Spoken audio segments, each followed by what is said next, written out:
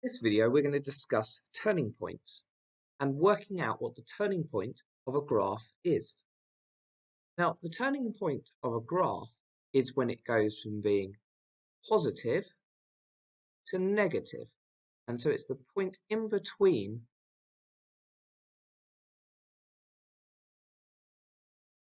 Now, with our equation for a quadratic graph, y equals ax squared plus bx plus c, if a is positive, the graph is going to have a turning point which we say is a minimum,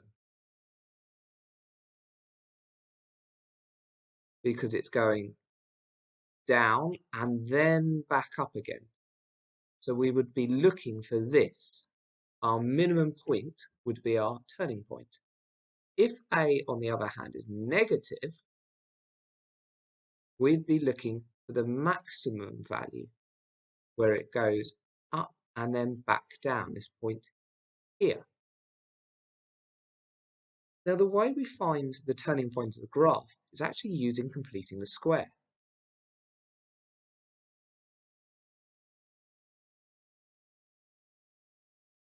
So in our first example, we want to find the minimum point of y equals x squared plus 6x plus 19. So we're going to start off by completing the square. Now, in our first bracket, our squared bracket, we're going to have x and then half of the coefficient of the x term, half the b term, which is 3. Now, when we square this bracket, although we've only been looking at this bit to start with, we're going to gain an additional 9, which is 3 squared. We don't want this 9, so we're going to take it away. And we still got our plus 19 from the end. So if we simplify, x plus 3 all squared plus 10. Now, the minimum point for this graph, so we're looking at the example that would be our green line, our green graph here. The minimum point is when this bracket is going to be the least.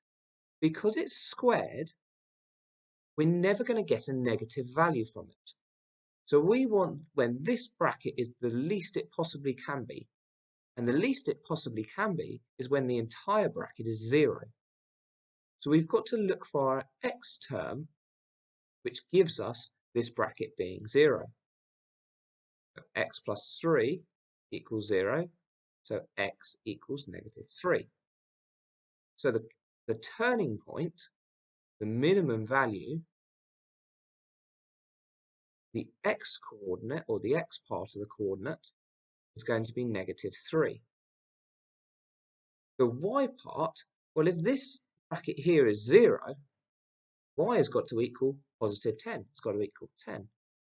So our turning point is, in a quick way to remember, whatever makes this bracket 0, and then the y part of the coordinate is the additional term at the end.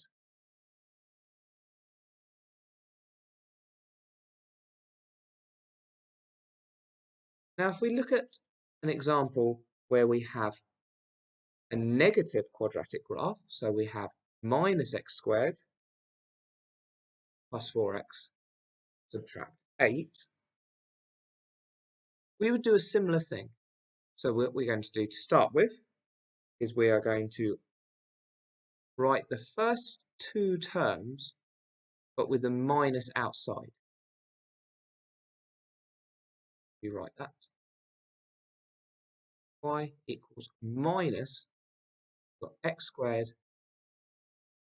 subtract 4x equals 8.